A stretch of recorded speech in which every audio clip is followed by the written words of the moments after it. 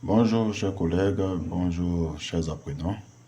Bienvenue sur ma chaîne Apprendre les mathématiques. Pour ceux qui ne me connaissent pas, je suis Sia Ninkan Enoch, professeur de mathématiques TICE au Collège Moderne d'Amavi.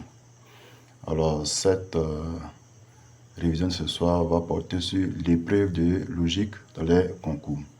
Cela est destiné véritablement à tous les collègues qui passent les concours professionnels et aussi même ceux du direct.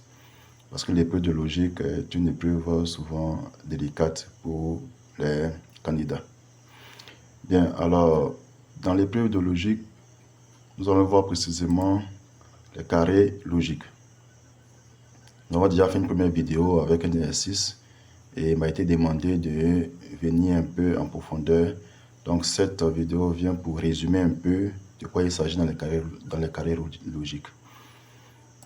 Alors, qu'est-ce que le carré logique?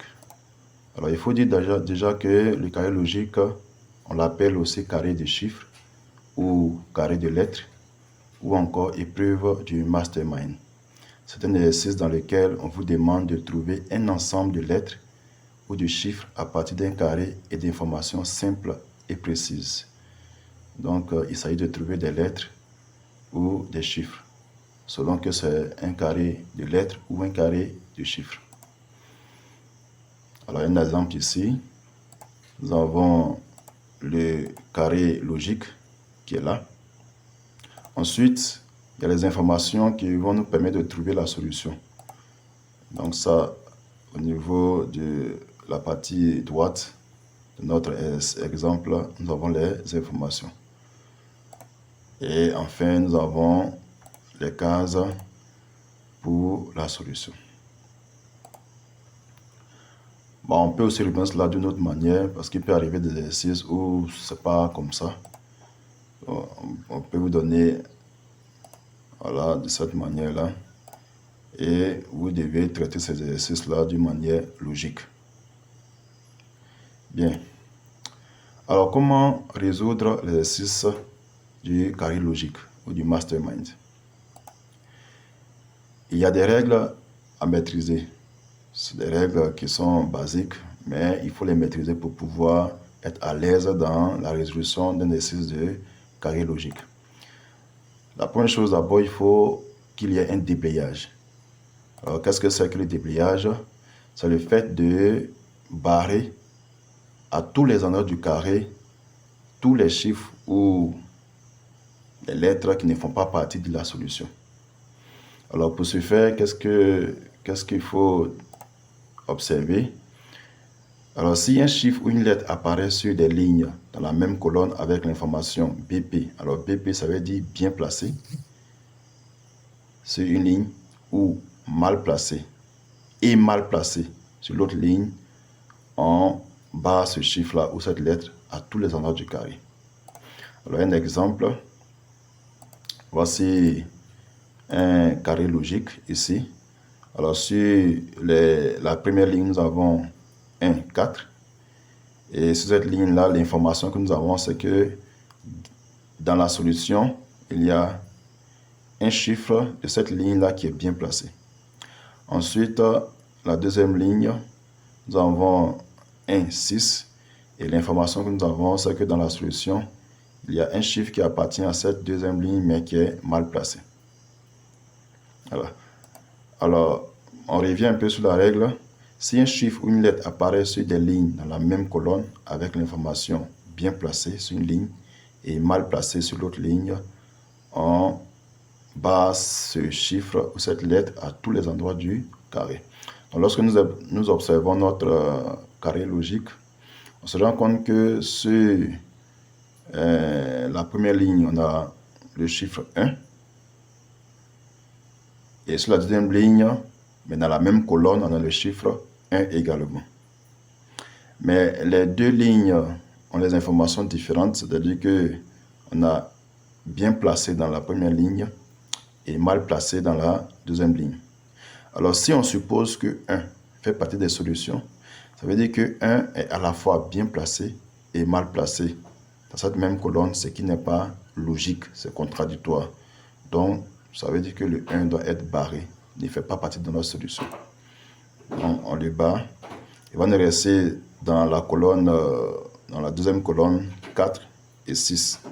Et il est clair que le 4 qui est dans la première ligne est bien placé, puisque c'est ce que nous dit l'information.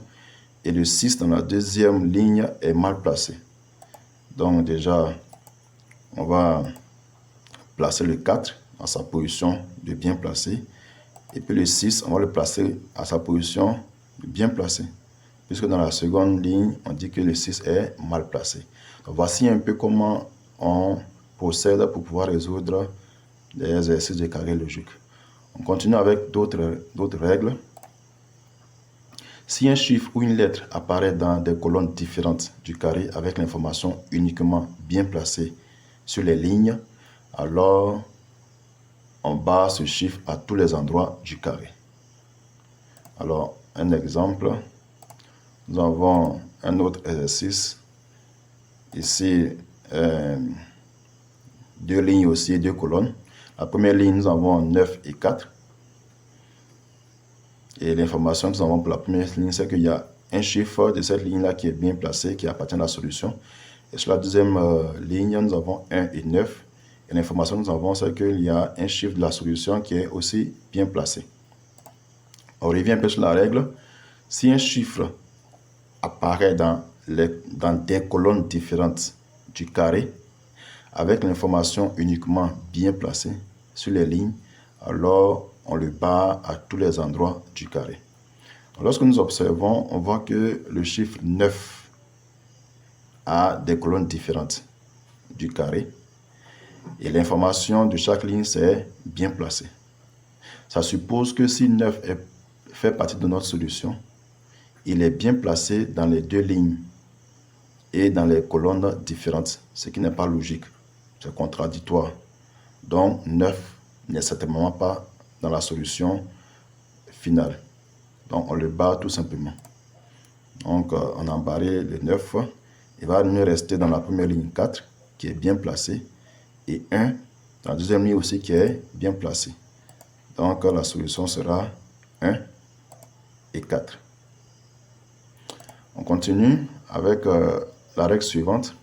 Si un chiffre ou une lettre apparaît sur toutes les colonnes du carré avec l'information uniquement mal placée sur les lignes, alors on barre ce chiffre ou cette lettre à tous les endroits du carré. Donc encore un autre exemple. Nous avons notre même test de carré logique que le précédent, sauf que là, les informations qui sont sur les lignes, c'est plutôt mal placé. Bon, c'est la même logique. Ici, c'est notre 9 qui est à deux endroits différents. Alors, ce 9-là, il est mal placé sur toutes les colonnes, ce qui n'est pas logique.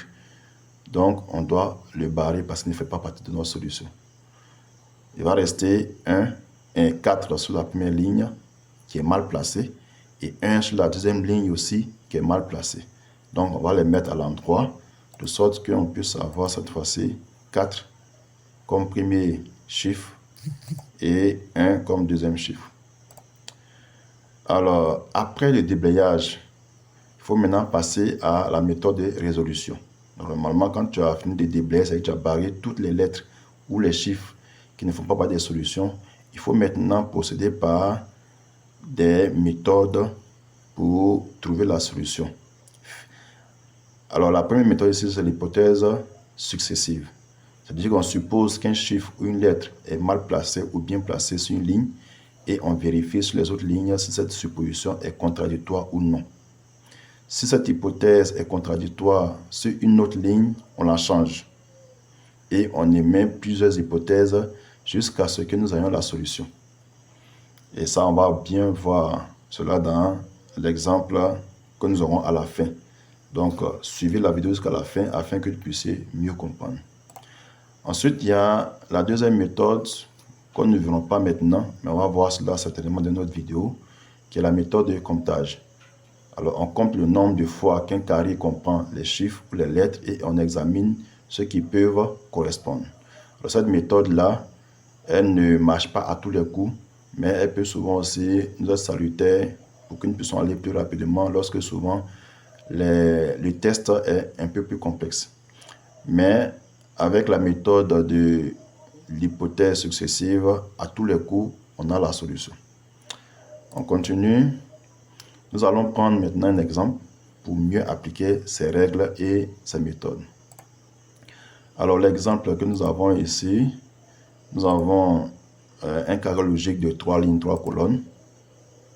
Et ici, la première ligne, nous avons D, S, A, c'est un carré de lettres.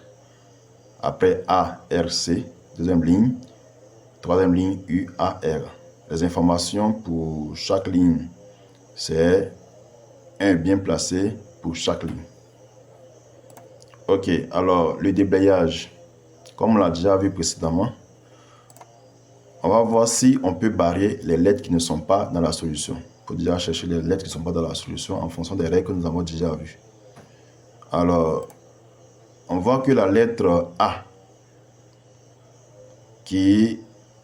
la lettre A ici, qui est sur toutes les colonnes, qui est sur des colonnes différentes, alors que l'information unique est bien placée pour toutes les lignes. Donc, ça veut dire que A ne peut pas être bien placé à des colonnes différentes. Ce n'est pas possible. C'est-à-dire que la première ligne, il y a A à la première colonne. Deuxième ligne, il y a A à la troisième colonne. Troisième ligne, il y a A à la deuxième colonne. Ça veut dire que A est bien placé partout, ce qui n'est pas normal. Donc, A ne peut pas être dans la solution. Donc, qu'est-ce qu'on fait? On barre simplement le A. Alors, on voit la même chose aussi pour la lettre R. La lettre R ici, dans la deuxième ligne, apparaît dans la deuxième colonne et dans la troisième ligne apparaît la troisième colonne. Et l'information que nous avons de ces deux lignes-là, c'est que la lettre qui appartient à la solution est bien placée dans la première, dans la deuxième, dans la troisième ligne. Alors, si R fait partie des solutions, ça veut dire que ici, R est bien placé dans les deux colonnes différentes, ce qui n'est pas normal. Donc, R ne peut pas faire partie des solutions. Donc, là aussi, il faut barrer le R. Donc, on barre le R. Finalement, on a fait un déblayage et à la première ligne, il nous reste D et puis S. La deuxième ligne, il nous reste C. Puis la troisième ligne, il nous reste U. Donc, maintenant, on va passer aux hypothèses successives. Alors, il est clair qu'après ce déblayage-là, il reste une seule ligne sur la ligne 2, et puis une seule lettre plutôt sur la ligne 2, et puis une seule lettre aussi sur la ligne 3. Et puisque l'information qu'on a de toutes les lignes, c'est que la lettre qui fait partie des solutions est bien placée, donc U et C font partie de la solution et ces lettres-là sont bien placées. Donc, on va les placer dans nos cases de solution. On met U à la première place et puis C à la troisième place. On va nous rester la deuxième position dans la solution. Et cette position-là sera forcément par rapport à la première ligne. La première ligne, nous avons D et puis S. Alors, dans la première colonne, dans la première ligne, bien sûr, seule une lettre est bien placée. Et cela ne peut qu'être la lettre S, car la première lettre qui constitue la solution est déjà placée. On a déjà placé le U, qui est dans la première position dans la solution. Donc, D ne peut pas être solution, parce que là, sur cette ligne-là, la lettre qu'on doit trouver doit être bien placée. Donc, si D est bien placé, ça veut dire que notre U n'est plus solution. Or, ce n'est pas possible. Donc, ça veut dire que c'est D qui n'est pas solution. Donc, ici, le S va se positionner à la deuxième position dans notre solution comme faisant partie de la solution finale. Donc, on place notre S. Alors, la solution est donc U, S et puis C. Chers amis, voici un peu comment on résout les problèmes de carré logique. J'espère que cette vidéo va vous faciliter l'exercice à la maison. Et vous pouvez me poser des questions en commentaire ou m'envoyer des exercices sur lesquels vous avez du mal vraiment à donner la réponse afin qu'ensemble, nous puissions démystifier la logique. Merci.